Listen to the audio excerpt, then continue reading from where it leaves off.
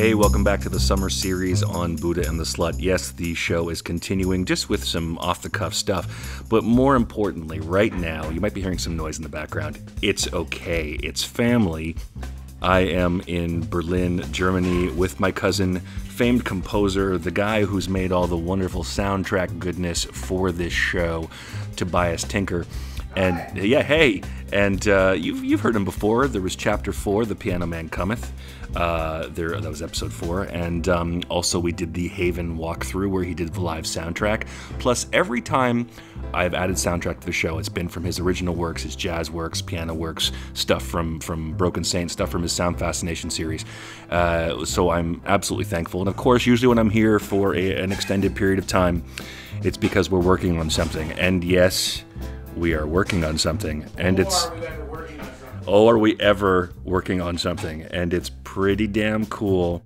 Can't say much about it. There have been tiny hints floating around here and there, but we can't tell you because if we did, there might be some big trouble. So, without further ado, what I wanted to do was give you a little treat, a little freebie, because we're at the 2-year anniversary almost for a project that we threw our hearts and souls and as many skills as we could muster, plus a very good friend, cashing in on a favor with Mr. Dave Kaye. David Kaye, the premier voiceover actor in Canada and in the States. He actually just went to the opening of Teen Titans Go, where he plays the voice of Trailer Man, which totally suits him. But a lot of people don't know that not only have Dave and I worked together for years in theater, and then he did some stuff for me at EA when I was producing games there on Need for Speed and such, but also, yes, it was he was single-handedly responsible for bringing together the amazing voice actors for my series Broken Saints. He's helped out with other projects for studios that I've done. And he also even produced a play of mine that won the Vancouver Fringe Festival, Pick of the Fringe, back in, 1996. So I'm very thankful for Dave's involvement with my stuff, his support of my stuff. And I'm really thankful because when Dave stepped up and said that he wanted to voice the audiobook version of my first novel, the first book in the Shadowland saga, my mystery fantasy series for lovers of horror and lovers of cats of all ages. And he said he wanted to do it. And I was overwhelmed and realized now we have to do something special. And then Tobias said, hey, I want to help you out too.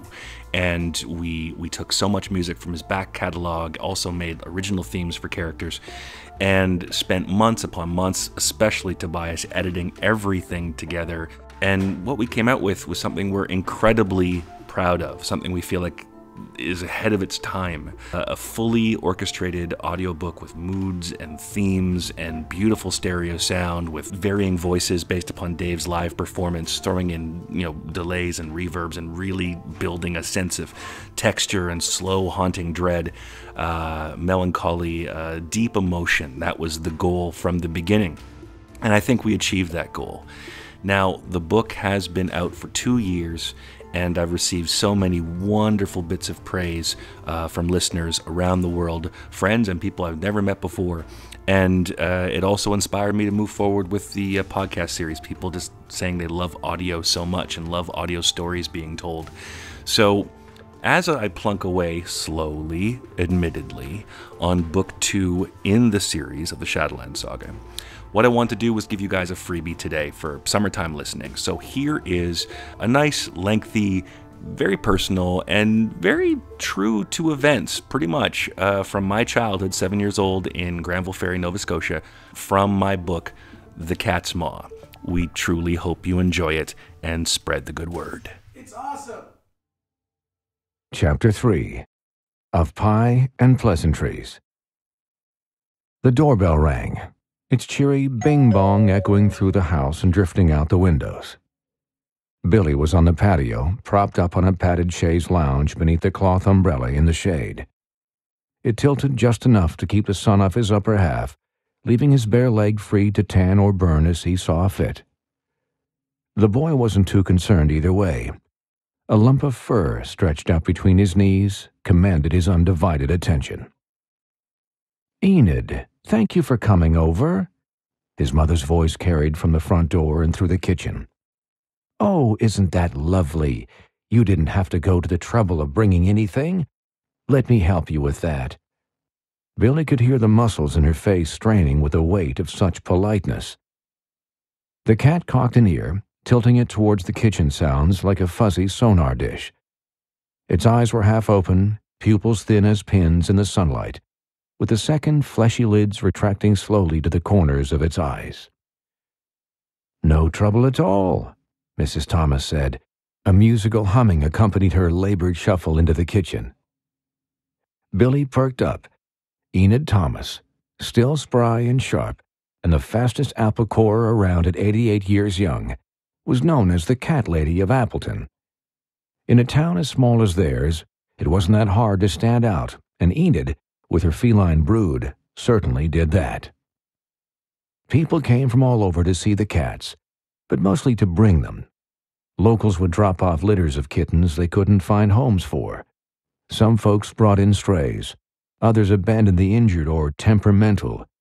These were all kinder fates than the pound in Middleton, where their days would surely be numbered. Whatever the case, Mrs. Thomas loved them all, and all were welcomed in her home. And every so often, that love rubbed off on visitors, on quiet children, or lonely souls seeking a special bond, and someone would make an adoption. Billy understood them the best. There was a clinking of china and glassware in the kitchen, and the sound of ice cubes cracking and tumbling into a glass pitcher. Painkillers and hospital food had played havoc with the boy's appetite, but Billy sensed that was about to change. The cat stirred and stretched its limbs, hind paws jutting straight back and front ones lunging ahead, with toes spread and claws out. Its eyes clamped shut as it yawned, a curled pink tongue unrolling between rows of sharp, pearly teeth. As it lay prone on the soft blue cushion, it looked less like the descendant of a dangerous beast and more like an overgrown kitten that was trying its best to fly. "Look who's come for a visit," said his mother, carrying a crowded tray out to the patio table. She placed it down and Billy drooled at the sight. Fresh lemonade, scoops of vanilla ice cream, wedges of cheddar cheese, and 3 huge slices of Enid Thomas's brown sugar and cinnamon-crusted tart apple pie. "Oh, goodness, will you look at that?"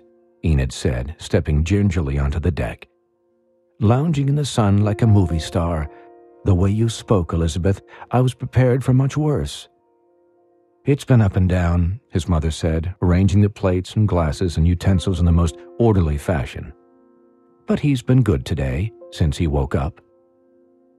Mrs. Thomas spread out her arms and slowly shuffled towards the boy, soft green eyes twinkling behind a pair of horn-rimmed glasses.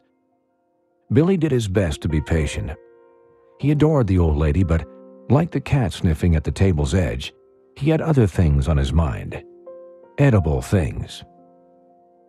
"There we are," Enid said, finally within range to bend down and give the boy a long, loving embrace. "I'm overjoyed that you're all right, young man. I was so worried when that ambulance took you away. Let me pinch you and make sure I'm not dreaming." "You're not," Billy said, as he hugged her and breathed in her sweet, flowery perfume. "If you were dreaming, would you put this stupid thing on my leg?" "Manners." His mother looked up from the table, pausing the folding of napkins and straightening of forks. Billy hadn't said anything particularly rude, but he heard the warning in her tone, a firm reminder of how he was expected to speak with adults. "I'm sorry, Mrs. Thomas. I didn't mean it like it was your fault or anything," Billy sighed. "I'm the stupid one. I ran into the road without looking." "You're not stupid, dear boy. The furthest thing from it." Enid leaned back and held his face in her wrinkled hands. She smoothed his hair to the side and skimmed her fingers across the scabs and faded skin on his face. "These things happen." "It didn't have to happen," his mother said, pouring the lemonade. "You're smarter than that. We taught you to look both ways, remember? But you've never been the best at paying attention. You're so easily distracted." "Perhaps," Enid said, seeing the shame flicker in Billy's moist brown eyes. "But I think it's harder to keep the attention of the brightest ones. They're curious by nature." The old woman reached down and dragged a finger across the cushion by Billy's knee. The cat spun its head from the table to the shiny pink fingernail tapping on the fabric. It flattened its body and tail as it took a step, haunches flexing, pupils widening in a swath of shade. Enid wiggled her finger, making a vit-vit-vit sound on the cushion. The cat pounced. It clutched her wrist in its paws and looked every part of the ferocious beast as it gnawed on her finger without breaking the skin. She scratched under its chin and massaged its cheeks, signaling her unconditional surrender. "You're not so different," Mrs. Thomas said, winking at the boy. "Well, you know what they say about cats and curiosity," his mother said, plating the last slice of pie, cheddar, and ice cream. "And speaking of, will a little friend be going back home with you today?" Billy knew that tone, too. It wasn't a question. It was a request. Mrs. Thomas shifted the chair to face the table. She made no move towards it, instead remaining by Billy's side. "No pie for me, dear," she said. "At my age, the joy is in the making, not so much in the eating. But I'll have some lemonade." She reached for a glass, but Billy's mother was quick to hand her one of her own choosing. The old woman took a sip and gave Billy's hand a soft squeeze.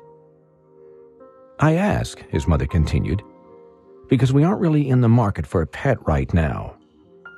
The cat's ears twitched and it rolled on its back. Billy gently rubbed its warm white belly. It yawned again, peered up at him with a satisfied look on its spotted face, and blinked. "You see that, Mom?" Billy said. "It trusts me. A cat doesn't show its tummy like that unless it feels safe." "Quite right," Enid smiled. "And when it blinks like that, it's saying yes. It looks like you've been paying attention during our visits, at least." Mrs. Thomas took another sip of lemonade, watching the boy's mother search for the most polite way to disagree. "That's an interesting theory," Elizabeth said. "But after all the time Billy spent across the road, I'm sure they're all comfortable with him. Across the road. The cats, I mean." The cat wrapped its paws around Billy's hand and began to lick his fingers. Its tongue was sandy and rough, but in a way that tickled. "Come on, Mom," Billy said. "Can't we keep it?" "I'm sorry." His mother took a long drink of her lemonade. "It's an extra expense, and you're in no condition to care for a pet. Besides, you know how sensitive you are. What if you develop an allergy? Or what if it makes your skin even worse?" Billy blushed. She was right on all counts. It was obvious that the cast made him anything but a good playmate, for felines or otherwise. As for money, his parents were always arguing about it. He didn't realize how bad things were until his mother started separating the 2-ply toilet paper and then re-rolling the sheets into separate rolls. He also knew that the loss of his birthday presents in the accident drastically reduced his bargaining power. His skin problems were another matter entirely. When the Brahms adopted him as an infant, Billy had an ugly rash on his torso, itchy, scaly spots that peeled every few weeks, leaving raw red skin underneath. Sometimes they bled on his clothes or on his sheets as he slept. The doctor called it psoriasis, and something the boy would have for life. He prescribed a smelly ointment and advised against using cheap cleansers that could make it worse. So, the Brahms had to buy better soaps and shampoos and detergents because their son was so sensitive. Mrs. Thomas put her lemonade down, cleared her throat, and used a napkin to wipe her glasses. When she put them on again, she straightened her back and sat up to her full height. "Elizabeth, if I may," she locked eyes with Billy's mother. "Your son has just been through a terrible trauma. Who knows how this will affect him or what scars it will leave beyond the ones we can see?" "Well, yes, but what does that have to do?" His mother tried to interject, but Mrs. Thomas spoke over her. "You said he was sick, Elizabeth," Enid continued. "That he was sad and weak. I heard the concern in your voice, but seeing him now with that wee creature, I see happiness. In the end, isn't that what we all want?" Billy had not seen Mrs. Thomas like this in all the times he'd visited her. Not when he was playing Time Bomb and broke her antique egg timer, or even when he spilled a whole bag of flour on her kitchen floor. She was still finding powdery paw prints to this very day. This wasn't the charming old woman who spent her days clipping roses and baking pies and whistling forgotten tunes from another century. This was a woman ready to fight for something. "Of course," his mother stammered, draining her glass down to the ice cubes. "What parent wouldn't want that? I'm just saying that the practicalities of having a cat right now, The commitment? Nonsense, Enid said. First, if the boy were allergic, we'd know it by now. He'd be wheezing, puffy-eyed, and there wouldn't be enough tissue on earth to plug his precious nose. And second, do you really think, at my age, that I could care for all those furry dears if they weren't so darned independent? A little food, freedom, and affection, that's all they need. Billy leaned forward, picked up the cat, and held it as she had taught him years before. It lay there in his arms, back and neck supported, with its tail hanging over his elbow. The cat looked up at him, eyes narrowing in the sunlight, and blinked. "Please, Mom," Billy said. "You can keep my allowance." It wasn't much at $5 a week, but he knew that she had to be sold on the idea. "Oh, and I bet it would keep the rabbits and squirrels away from the garden." "That's interesting," she said, and Billy saw the wheels turning behind her eyes. "Still, I'd have to speak with your father about it first." "Aw, come on, Mom." Billy sensed that this was his chance. "You're the boss. He'll do whatever you say." "That's not true, young man," she said, half bristling and half proud of the truth of it. "He'll be home soon and we'll talk about it then, after dinner." "Where is Stanley? Such a lovely day for a family to be together," Enid said, rubbing the cat's chin and throat. It began to purr with a strong, deep thrum that seemed to make the whole chair vibrate. "Golfing," Billy sighed. "That's not true," his mother said. Her sharpness returned. "You know how we feel about that. It is the absolute worst thing you can be, a liar." She collected the plates and glasses and began stacking the tray. "We decided it was best for the budget if he didn't golf today. Besides, he's working on a surprise." "Another masterpiece," Billy said. "Don't be smart," she mouthed through a sheen of sweat. "It'll be finished by next weekend. I hope you appreciate it." Elizabeth picked up the tray and waddled to the kitchen. Billy heard the water turn on and the dishes clanking in the sink. The clamor made the cat squirm in his arms, so he set it down on the deck before it got the notion to claw its way free. "Do you think they'll let me keep it?" he asked, brushing the strands of white and black fur from his sleeves. The cat twisted its head and hunched to the side, licking and gnawing at the dark spot on its flank. "Oh, I wouldn't be surprised." Mrs. Thomas shimmied her chair closer to him. "They haven't been shy to adopt before, and look how well that turned out." Enid tried to pinch Billy's cheek, but he lowered his head and leaned away, curly bangs obscuring his eyes. She reached for her purse on the table. For as long as the boy had known her, she had the same purse. It was shiny and black and had a white cat embroidered on the side. The cat stood on its hind legs, swatting at a white butterfly that was just out of reach. They looked like pale shadows frolicking in the dark.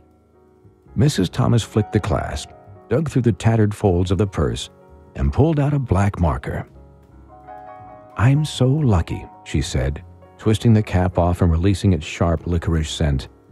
"I get to be the first to sign your cast." She adjusted her glasses and bent down, hovering close to the plaster before marking it with lines of black ink. Billy's mother emerged from the kitchen with a damp cloth in hand. She had every intention of cleaning the patio table but paused to watch the old woman draw. "She's signing my cast," Billy said, smiling as he put on his sunglasses.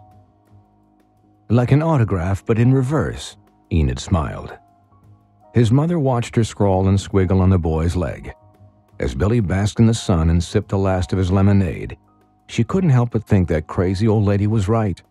He did look a bit like a movie star. "Finished." Mrs. Thomas sat up and capped the marker. "Keep it in the sun and it'll be dry in no time." Billy tilted his head to make sense of the drawing and the words surrounding it. The curves and angled lines made a familiar shape on his leg, like a symbol you might find in an ancient history book. It was the face of a cat. "One to watch over you, and this one to heal you. Love always, Enid." "Thank you, Mrs. Thomas. Thank you very much," Billy said, reaching out and wrapping his arms around her. "My pleasure, Billy." Enid rubbed his back and kissed his forehead. "My pleasure." "That's very sweet," his mother said as she spritzed and wiped the tabletop. "But remember, We haven't said you can keep it yet. There's still a lot to talk about." "I understand completely, Elizabeth," Enid said, shifting back to her delicate honeyed tone. "So, let's give it a week, shall we? I'll supply the food and the litter. If it doesn't work out, then he'll probably come back on his own. But if he likes you, you couldn't keep him away if you tried." "It's a he?" Billy said, spying the cat hop into an empty flower pot. It disappeared, save for the tip of its tail. "Yes, dear, he's been fixed," Enid said. "No bad behaviors to worry about, even though he's still a boy." She went to pinch Billy's cheek again, and this time he didn't resist. "Fine, we'll talk about him tonight," Elizabeth said, wiping the table to a shine. "But he won't have much say in the matter." "You might be surprised, dear. Cats are special." Enid gave Billy another covert wink.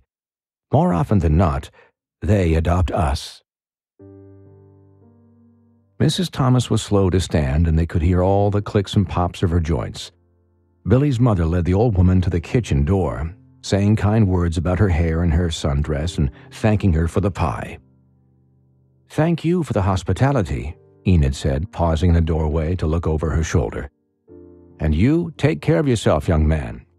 I expect to see you dashing through my sunflowers in no time. In fact, how long is it until the cast comes off?" Billy's mother smiled weakly and took a measured breath before she spoke. "Well, a watched pot never boils and all that. There'll be a follow-up in Middleton in a month or so, and we don't want to rush things. I'm sure the doctors know best." She patted the old woman on the back, urging her back into the kitchen. Billy watched through the windows as his mother escorted Mrs. Thomas all the way to the front door. The cat peered over the rim of the flower pot, spying the shadows that moved behind the glass. Its whiskers quivered, and the dark flesh of its lips pulled back from its teeth. Its eyes narrowed, its ears stiffened, and its mouth drooped open. There was an unexpected thought that whispered in the boy's head then. He didn't know where it came from, but it was there nonetheless, itchy and unavoidable, as the ladies bid their fond farewells. "My mother is hiding something." Billy heard the door shut. The cat turned its golden gaze upon him and slowly blinked once.